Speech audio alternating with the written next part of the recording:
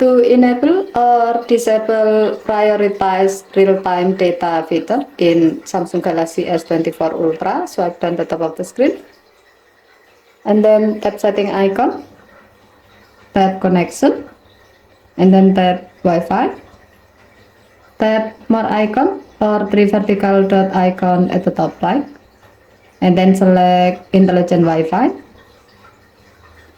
Now tap the on-off switch next to prioritize real-time data to enable or disable this option.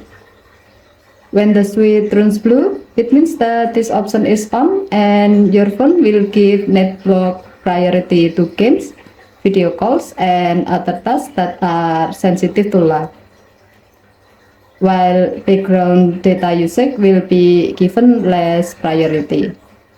However, when the switch turns gray, it means that this option is off and your phone will give the same network priority for all tasks in your phone, including with the background data usage.